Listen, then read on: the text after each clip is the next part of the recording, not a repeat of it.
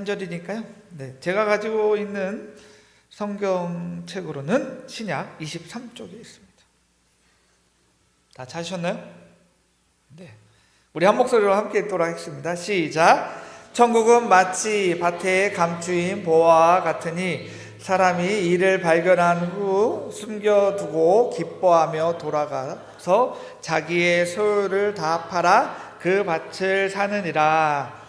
아멘. 네, 오후 예배에 나오신 우리 성도님들을 환영하고 축복합니다. 제가 요즘 책을 읽고 있는 책이 문화심리학 김종훈 교수가 쓴 책이 하나 있는데요. 거기에 AI가 할 수 없는 한 가지를 얘기하면서 이제 얘기를 하는데, 서로 셀프, 터치, AI가 못합니다. 터치는. 네, 본인을 이렇게 터치하시면서 잘하고 있다. 은혜 받자. 네, 재미없으신가요? 네, AI가 못합니다. 네, 터치 못해요. 우리 앞뒤 옆 바라보시면서 잘 오셨습니다. 터치해 주세요. 이성끼리 말고 동성끼리. 네, 터치. 네, 여러분들에게 기쁜 소식이 하나 또 있습니다. 우리 아동부 친구가 2명이 와 있기 때문에 설교를 짧게 하도록 하겠습니다. 네, 좋으시죠?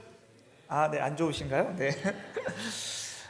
혹시 이 영화 제목 알고 계신지 모르겠습니다. 찰리와 초콜릿 공장이라는 영화가 있습니다. 혹시 아시나요? 찰리와 초콜릿 공장. 네, 찰리라는 주인공이 이제 초콜릿 공장을 가게 되는 건데요. 가서 뭐 일을 하는 게 아니라 이 초콜릿 공장이 이 세계관에서는 어마어마한 부를 가지고 있고 엄청난 일을 하는 곳인데, 이 세계관에서는 이 초콜릿 공장을 가기 위해서는 황금 티켓 5장을 이제 구해야 합니다. 그러니까 5명만 초대가 되는 거죠. 그러니까 이제 이 4장은 뭐 돈이 많고 뭐 여러 가지 이제 재력이 있는 사람들이 다 가져갔는데, 이 찰리라는 이 아이만 가고 싶지만 이 아이 집은 너무나도 가난해서 이제 야채 수프만 가지고 삶을 살아가는 이제 아이입니다. 그런데 어느 날 이제 길을 가다가 이 초콜릿 살 수 있는 돈을 주운 거예요. 초콜릿 공장을 가기 위해서 이제 초콜릿을 사야 되잖아요. 초콜릿을 이제 가게 가서 샀더니 딱 뜯어봤더니 이 황금 티켓 한 장이 딱 나온 거예요. 그랬더니 주위에 있는 어른들이 나에게 팔아라, 내가 뭐 얼마를 주겠다 하는데, 가게 주인만이 이 찰리 주인공에게 빨리 집에 가라고 이제 갑니다. 집에 막 너무 좋아서 이제 뛰어가요. 집에 가서 딱 이럽니다.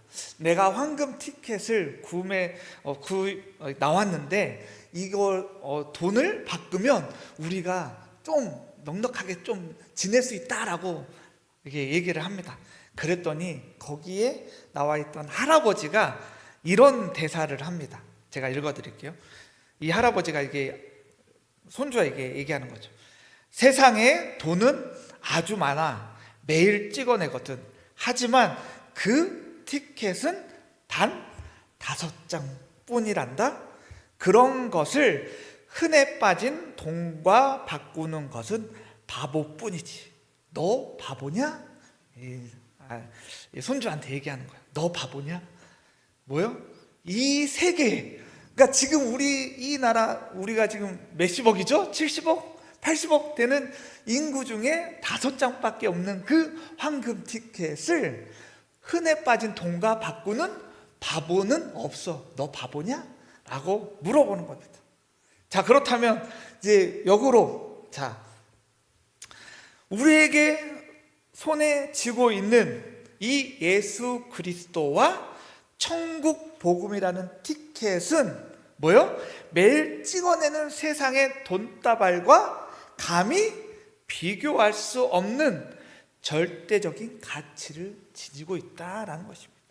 오늘 읽은 이 마태복음 13장에 나타난 천국의 절대적 가치와 그 천국을 소유한 자들이 세상 속에서 어떠한 사명과 십자가를 지고 살아가야 하는지, 이 마태복음에서는 어떻게 이야기하고 있는지를 오늘 우리 성도님과 나누고 싶습니다. 자, 우리가 진 이 황금 티켓이 얼마나 귀한 것인지. 오늘 주보 보신 분들은 알겠지만 제목이 뭐예요? 구원의 황금 티켓입니다. 황금 티켓. 우리가 읽었던 이 13장 비유를 통해서 예수님께서 이 천국 비밀을 가르쳐 주고 계신다라는 것입니다. 일상생활에서 흔히 들을 수 있는 그 비유를 통해서 말씀하고 계시다라는 것입니다. 이 비유는 단순히 이야기를 넘어 뭐요? 천국에 대한 깊은 은유와 수수께끼를 담고 있습니다. 그렇다면 예수님께서는 왜 이 비유를 얘기하셨을까요? 이 비유는 이 제자들에게 창세전부터 감추진 천국의 비밀을 드러내고요, 더 나아가 마음이 완악한 자들에게는 그 비밀을 감추시기 위함인 것이 이 비유를 통해서 말씀해 주고 있다라는 것이죠. 우리가 읽었던 이 13장 44절에 뭐예요? 천국은 마치 밭에 감추인 보화와 같다라고 말씀하셨습니다. 이 당시 팔레스타인 지역은 전쟁이 잦았기 때문에 사람들이 이 자신의 귀한 보물을 밭에 묻어두는 습관을 가지고 있었다라는 것입니다. 그런데 어느 날 밭을 갈던 농부가 뭐요? 우연히 그 보물을 발견한 것입니다. 그는 어떻게 합니까? 어떻게 해요? 기뻐 뛰며 돌아가 뭐요? 뭘 팔아요? 자기의 소유를 다 팔아 뭘 사요? 그 밭을 삽니다. 우리가 읽진 않았지만 다음에 진주도 비유에 나와 있습니다. 진주. 이 진주도 귀합니다. 이 진주는 인도양이나 페르시아만까지 가야지만 얻을 수 있는 값진 진주인데요, 이 진주를 찾아 헤매던 상인은 뭐요? 최고급 진주를 발견하자마자 뭐요? 자신의 모든 상품을 다 팔아 뭐요? 그 진주를 삽니다. 이 두 비유가 우리에게 던져지는 메시지는 명확합니다. 뭐요? 천국은 이 세상의 어떤 재물과도 바꿀 수 없는, 모든 것을 다 팔아서라도 반드시 소유해야 할 절대적 가치가 있다라는 것입니다. 뭐요? 아까 할아버지가 얘기한 것처럼 세상의 돈은 뭐요? 매일 조폐 공사에서 찍어낼 수 있지만 우리의 영혼을 구원해내는 천국 이 황금 티켓은 오직 예수 그리스도의 십자가 보혈로만 단 한 번 완성된 우주 유일의 보화인 것입니다. 자, 그렇다면 이 황금, 그 구원의 황금 티켓을 소유한 우리는 어떻게 살아야 할까요? 예수님은 천국의 가치를 깨닫은 이 12제자를 사도로 부르셨습니다. 이 사도가 이 헬라어로는 톨로스라고 합니다. 아포스톨로스는 이 보내다라는 뜻을 가진 아포스텔로에서 유래된 명사입니다. 그러니까 예수님께서 제자들을 사도로 부르셨어요. 이 사도들에게 뭘 줬느냐? 정권을 위임했습니다. 이 복음 전파를 위해 파송된 특사이고요, 대리자라는 의미를 가지고 있습니다. 그러니까 예수님은 제자들에게 더러운 귀신을 쫓아내는 것도 주셨고요, 모든 병과 모든 연약함을 고치는 그 권능까지 주셨다라는 것입니다. 그리고 그들을 파송하시면서 뭐요? 천국이 가까이 왔다라고 선포하셨습니다. 그런데요, 이 사도로 부름받은 이 사람들 12제자들에게 매우 중요한 사역의 원칙을 주셨는데요, 우리가 읽진 않았지만 마태복음 10장 8절로 가볼까요? 10장 8절 앞으로 가셔야 됩니다. 15쪽 정도 될 것인데요, 마태복음 10장 8절 10장 8절 읽어볼까요? 시작. 병든 자를 고치며 죽은 자를 살리며 나병 환자를 깨끗하게 하며 귀신을 쫓아내되 너희가 거저 받았으니 거저 주라. 사도로 부름 받았고 이 모든 것을 주셨는데 뭐예요? 거저 받았으니 거저 주라라고 합니다. 이 거저에서 해당되는 헬라어 부사 도레안이 있는데요. 도레안은 선물로, 무료로, 값없이 라는 뜻을 가지고 있습니다. 우리가 이 구원이 얼마나 값비싼 것입니다. 그런데 이 하나님은 이 엄청난 구원을 우리에게 도레안, 즉 값없이 선물로 주셨다라는 것입니다. 그러므로 천국 복음을 전하는 여러분들이나 저나 하나님의 이 풍성한 은혜를 사람들과 대가 없이 나누어야 한다라는 것입니다. 나눠야 된다. 예수님은 전도 여행을 떠나는 제자들에게 또 뭐라고 하셨느냐? 9절 보시면, 10장 9절에 보시면, 너희 전대에 금이나 은이나 동을 가지지 말고 라고 되어 있습니다. 가지지 말고. 그러니까 이 헬라어 원문에서는 이 부정을 나타내는 접속사 메데를 쓰는데요. 이 메데가 2번이나 반복된다고 합니다. 그러니까 금도 안 되고 은도 안 되고 동도 안 된다. 그러니까 강력하게 금지하신 것이죠. 그러니까 복음을 전하면서 어떤 대가성이나 물품을 받아서 안 된다라는 것입니다. 그러니까 지금 이 사도로 부름받은, 그러니까 역으로 우리가 지금 사도로 부름받은 우리도 어떻게 해야 돼요? 거저 받았으니 거저 주는 것이고요. 그리고 이것이 어떻게 해요? 우리에게 처음 주신 거가 선물로, 무료로, 값없이 우리에게 주셨기 때문에 우리 또한 그렇게 값없이 가야 되는 것이고요. 어떤 돈이나 물품을 받아서 안 된다라는 것이죠. 철저하게 이 복음을 들고 나아갈 때 철저하게 우리에게 보내신 그 하나님의 뜻을, 그 믿음을 가지고 나아가야 된다라는 사실을 기억하시는 저와 여러분들이 되었으면 좋겠습니다. 그럴 때 하나님이 우리를 통해서, 또 우리 동합 공동체를 통해서 이 지역뿐만 아니라 열방까지 복음이 더 확장될 줄 믿습니다. 그래서 우리 주보에도 광고 나왔지만 다음 주에 인도 선교사님이 오시죠. 네, 저 인도하면 저도 되게 가슴이 뜁니다. 왜 그러냐?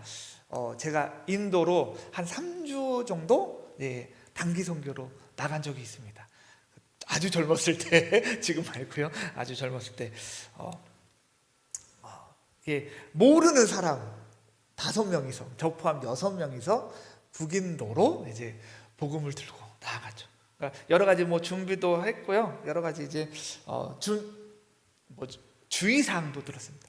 절대 복음 외에는 뭔가 그 구걸하는 아이들에게나 구걸하는 가족 단위에게 절대 돈을 주지 마라. 왜 그러냐면 계속 주다 보면 우리는 한 번 왔다가 사라지지만 여행객이나 단기 선교하는 팀들이 불쌍하다고 계속 주면 이 사람들의 삶이 무너진다. 독립적으로 살 수 없다. 그러니 절대 주지 마라라고 합니다. 우리는 그냥 복음 들고 그냥 가서 바디랭귀지로 했죠. 예수님이 당신을 사랑합니다. 예수님께서 여러분들 때문에 십자가의 달을 돌아가시고 이렇게 했습니다. 그러니까 우리가 거저 받았으니 거저 주는 거죠. 그렇게 하나님께서 우리에게 그렇게 주셨습니다. 그런데 중요한 것은 우리가 어떤 삶을 더 살아야 되느냐라고 한다면 그 10장 10절 우리 한번 읽어볼까요? 10장 10절부터 13절까지 읽도록 하겠습니다. 시작. 여행을 위하여 배낭이나 두벌 옷이나 신이나 지팡이를 가지지 말라. 이는 일꾼이 자기의 먹을 것 받는 것 마땅하니라. 어떤 성이나 마을에 들어가지 그 중에 합당한 자를 찾아서 너희가 떠나기까지 거기서 머물라. 또 그 집에 들어가며 평안하기를 빌라. 그 집이 이에 합당하면 너희 빈 거기에 임할 것이요 만일 합당하지 아멘. 네. 그러니까 어느 집에 들어가든지 뭐 평안을 빌라라고 명령하십니다. 이는 인사나 단순히 안부를 정하는 것이 아니라 히브리인들의 정통적인 샬롬을 넘어 종말론적으로 이미 시작된 하나님의 새로운 창조 사역의 표징으로서 이제 평화, 구원, 복음을 빌라라는 것입니다. 그런데 그 집이 합당하게 영접하면 거기에 머물라라는 것이죠. 그리고 복음을 거부하면 발의 먼지를 떨라라고 하셨습니다. 그 먼지를 떨라라는 것은 뭐라고 하냐면 이방 땅의 불결함과 심판을 상징하는 행위라고 합니다. 그러니까 이 복음을 거절하는 자들에게 심판날이 올 것인데 그 심판은 소돔과 고모라 땅보다 더 무서운 심판이 임할 것이라는 것을 표현하는 것입니다. 그러니까 뭐예요? 떨라. 그러니까 14절에 가보시면 누구든지 너희를 영접하지 아니하고 너희 말을 듣지도 아니하거든 그 집이나 성에서 나가 너희 발에 먼지를 떨어버리라. 15절 내가 진실로 너희에게 이르노니 심판날에 소돔과 고모라 땅이 그 성보다 견디기 쉬우리라 라고. 그러니까 뭐요? 소돔과 고모라보다 더한 심판이 임할 것이다 라는 것입니다. 감사하지 않는 사람을 벌할 수 없다라고 합니다. 왜요? 감사하지 않는 것 자체가 벌이기 때문에. 그러니까 복음을 듣지 않는 자들은 그 복음 듣지 못한 것 자체가 벌이기 때문에 그 어마어마한 것을 놓치고 삶을 산다라는 것입니다. 그러니까 우리 또한 이 복음을 가지고 어떻게 해요? 거저 받았으니 거저 주는 것처럼 하되 이렇게 오늘의 말씀과 같이 영접하지